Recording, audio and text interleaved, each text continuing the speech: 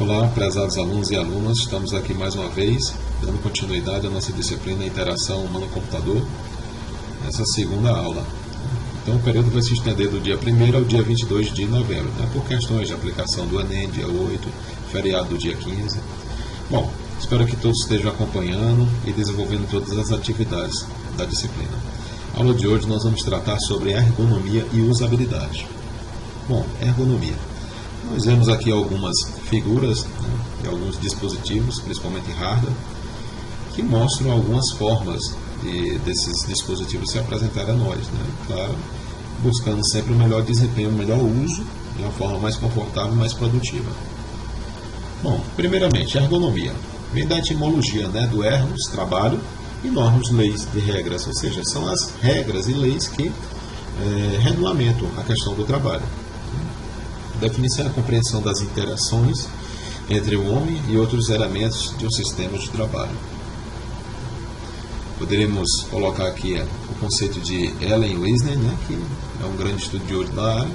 Ele coloca que é um conjunto de conhecimentos científicos relativos ao homem e necessários para conceber as ferramentas, as máquinas e os dispositivos que podem ser utilizados com o máximo de conforto, segurança e eficiência. Então, tem diversas áreas do conhecimento que tratam para o melhoramento ou aperfeiçoamento da evolução da ergonomia, como a engenharia, a fisiologia, a própria psicologia, a mecânica, o design. Então, são diversas áreas do conhecimento que buscam, convergindo aí para melhorar e aperfeiçoar cada vez mais todas essas partes que fazem parte dessa interação humano-máquina. Que é ergonomia? O conceito da Associação Brasileira de Ergonomia, ABERGO, já existe uma associação no Brasil. A ergonomia é o estudo da adaptação do trabalho às características fisiológicas e psicológicas do ser humano. Objetivo: adaptar o trabalho ao homem, não o contrário, não adaptar o homem ao trabalho. Então, se a gente busca uma eficiência, uma eficácia, o alcance de seus objetivos, a gente tem que buscar melhorar as condições de trabalho, as ferramentas que são utilizadas para que o homem possa desenvolver a eficácia. Estuda o complexo formado pelo operador humano e o seu trabalho. Então, é algo que está um pouco mais abrangente do que simplesmente a gente está tratando de uma cor, de um objeto, de uma ferramenta, mas a forma como ela se apresenta, também isso vai influenciar. Origem e evolução da ergonomia. O termo ergonomia foi utilizado pela primeira vez em 1857 pelo polonês W. Jackson, que publicou um artigo intitulado Ensaio de Ergonomia ou Ciência do Trabalho baseada nas leis objetivas da ciência da natureza. Então, foi o primeiro pontapé que foi dado aí por esse grande estudioso polonês. Quase 100 anos mais tarde, em 1949, século passado, um engenheiro inglês chamado Morrell criou na Inglaterra a primeira Sociedade Nacional de Ergonomia. A primeira sociedade queria pesquisar a questão da ergonomia. Então, foi um grande pontapé e um grande incentivador em todos os países que hoje possuem uma associação para o estudo da ergonomia. É o caso do nosso Brasil. Origem e evolução da ergonomia. Posteriormente, a ergonomia desenvolveu-se em numerosos países industrializados, como a França, Estados Unidos, Alemanha, Japão, países escandinavos. Em 1959 foi fundada a Associação de Ergonomia Internacional. Então, já se percebe aí que estava sendo difundida, principalmente nesses países que já têm uma questão industrial bem avançada, em relação a outros que estão em processo ainda de industrialização. Então, eles, claro, sentiram a grande necessidade desse estudo, do aprimoramento de todas essas ferramentas, esses meios, para que o ser humano pudesse ter uma certa produtividade no desenvolvimento de suas tarefas. Em 31 de agosto de 1983 foi criada a Associação Brasileira de Ergonomia. Então a gente vê que a associação é um pouco já recente, ela é bem jovem, mas já foi um grande avanço. De lá para cá já temos aí um pouco mais de 30 anos de existência e já foi desenvolvido diversas pesquisas e formulações de normas técnicas que pudessem aprimorar cada vez mais a questão da ergonomia no nosso meio. Em 1989 foi implantado o primeiro mestrado no Brasil, o primeiro mestrado centrado na área pela Universidade Federal de São Carlos. Um grande pontapé na questão do desenvolvimento de pesquisa. Nós sabemos que a academia é que desenvolve, né, as soluções científicas e tecnológicas para o mundo de trabalho. Então, no Brasil, o pontapé inicial aí, a gente vê que foi através da Universidade Federal de São Carlos, através da implantação do mestrado. E hoje já existem diversos programas, tanto de mestrado quanto a nível de doutorado. Tá bom? Desenvolvimento atual da ergonomia pode ser caracterizado segundo 4 níveis de exigências. Primeiro, as exigências tecnológicas, né, que são as técnicas de produção, as exigências econômicas, qualidade e custo de produção, as exigências sociais, melhoria das condições de trabalho e, por último, as exigências organizacionais, né, que seria focado na gestão participativa. Então, aí é uma organização didática, né, que nós vamos estar comentando aqui no andamento da nossa aula. Bem, por que usar a ergonomia? Novas tecnologias, competitividade de mercado, produtividade versus qualidade. Então, a produtividade nem sempre ela leva à qualidade. Então, tem que ponderar, né, tem que equalizar essas duas questões aí que são colocadas, né, de tal forma que a gente possa realmente atingir um bom nível de eficiência, de eficácia no nosso trabalho. Necessidade de melhoria das práticas e das tarefas como eficácia, segurança, qualidade. Né? Então, a ergonomia ela leva também para outros aspectos aí que a gente vê como a própria segurança do trabalho. Né? A questão de evitar danos a articulações, né? A órgãos como o sistema de visão humana, né? E vários outros aspectos. Né? Então, a ergonomia é bem abrangente e busca, né, trazer a questão da qualidade para o cotidiano do funcionário, do ser humano, né, como produção. Tá? Aborda questões relativas ao trabalho, alto índice de acidentes de trabalho, problemas associados a doenças do trabalho. Né? A gente, principalmente que trabalha na área de sistemas de informação, informática, a ciência da computação, nós que utilizamos esse recurso tecnológico como computador, é quase que inerente às pessoas sofrerem da LE, a lesão de esforço repetitivo. Então, está associada aí diversas doenças, né, que são relacionadas ao trabalho. Questões relacionadas à redução da produtividade no local de trabalho, alto índice de absenteísmo, retrabalhos, diminuição de motivação e assim por diante. Qualidade de vida no trabalho, proporcionando mais do que um posto de trabalho melhor, mas também uma vida melhor no trabalho. Claro, nós sabemos disso, que quanto mais satisfeitos nós estivermos desenvolvendo determinada atividade, né, e o meio, os equipamentos que nós utilizamos, eles influenciam por demais nessa questão. Quanto melhor, né, claro que com certeza maior a produtividade, a questão da qualidade do seu trabalho, né, vai aumentar. E isso tudo é almejado, né, pelas instituições, quer sejam públicas ou privadas. A abordagem econômica considera as capacidades humanas e seus limites, né, capacidade física, força muscular, dimensões corporais, possibilidades de interpretação das informações pelo aparelho sensorial, visão, audição, capacidade de tratamento das informações em termos de rapidez e complexidade. Então, percebo que essas questões aí estão relacionadas ao ser humano, né? E isso vai influenciar, com certeza, na definição da melhor questão ergonômica ou não, né, no uso de seus instrumentais de trabalho. A questão fisiológica, como é colocado aqui, isso está diretamente também influenciando.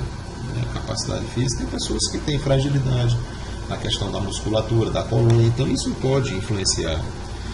As dimensões corporais, que seja a dimensão da mesa, a colocação da altura do monitor, do teclado, né, a cadeira, pode estar influenciando também de acordo com o tamanho da pessoa, o porte da pessoa. De repente as normas estão, né, indicando para determinadas situações e aquela pessoa já, né, tira totalmente essas orientações, né? Bom, a abordagem ergonômica também a gente pode colocar que analisa as exigências das tarefas e dos diferentes fatores que influenciam as relações, né? O homem versus trabalho. As características materiais do trabalho, apresentação espacial e temporal, peso dos instrumentos, forças a exercer, disposição dos comandos, dimensões dos diferentes elementos, né, constituintes do posto e do sistema. Então, vejam que essa relação aí, esse contraponto homem-trabalho, é colocado. Existem as limitações do ser humano, mas assim como também está influenciando e pode ser influenciado por essas questões, essas características materiais do trabalho. Ok? Sinais de alarme, né? Ou seja, qual o alerta, nós já podemos ter um certo cuidado. Existem vários tipos de sinais de alarme ou indicadores para o estudo ergonômico, né? Então, baseado nesses sinais, a gente já pode buscar, né, meios profissionais aí, soluções que possam estar melhorando a questão aí da ergonomia no nosso ambiente de trabalho. Fisiológicos. Bom, aceleração dos batimentos cardíacos, isso já pode estar indicando algo que pode estar influenciado diretamente com o trabalho. Quantidade de ar respirado em ambientes fechados, ou ambientes que não circulam ar, né, que não tem um ar puro, isso pode estar também influenciando. Atividade elétrica cerebral, tem que ter um acompanhamento de um profissional, no caso, um profissional da área, para estar verificando essa questão da atividade cerebral elétrica. Temperatura corporal, isso também vai estar influenciando se a pessoa está num ambiente que está muito quente, principalmente nós aqui que somos do Nordeste. Sabemos que é o período do ano, justamente esse se encontra um período altamente quente aqui para o Piauí, então isso pode também estar influenciando na questão aí dos alarmes, indicadores de estudos ergonômicos a serem feitos. Em nível de trabalho, repetitividade de erros cometidos em uma tarefa, as baixas na produtividade e na qualidade da performance do operador, aumento do índice de retrabalhos, incidentes de trabalhos, acidentes de trabalho, importância vital. Então, percebemos que isso pode estar influenciando, com certeza, né? Isso pode estar sendo como um grande indicador, né? Indicadores que levam, né, a um estudo mais aprofundado da questão ergonômica aí, né? E aí são colocados esses pontos a nível de trabalho.